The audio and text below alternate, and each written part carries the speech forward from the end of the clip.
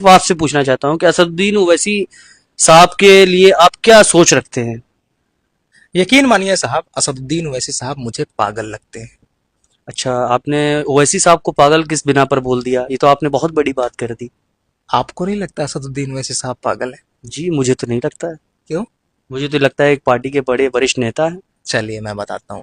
आपके कैमरे के सामने कह रहा हूँ, और हिंदुस्तान में शायद मैं पहला इंसान होऊंगा जिसने असदुद्दीन ओवैसी साहब के बारे में ये बोला है कि असदुद्दीन ओवैसी साहब पागल है।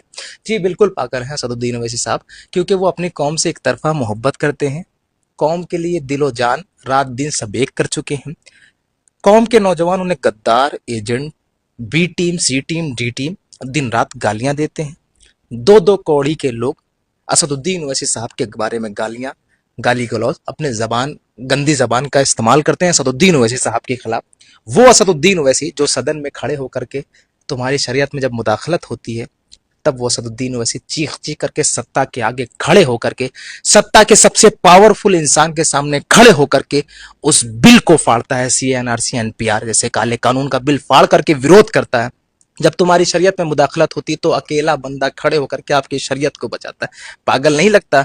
असदुद्दीन ओवैसी साहब वो जो मॉब लिंचिंग पर सबसे ज्यादा मुसलमानों की मॉब लिंचिंग हुई, खुल करके मुसलमानों के हक में, हुकूक में, अकेले सदन में खड़े होकर के मॉब लिंचिंग के खिलाफ बोलता है।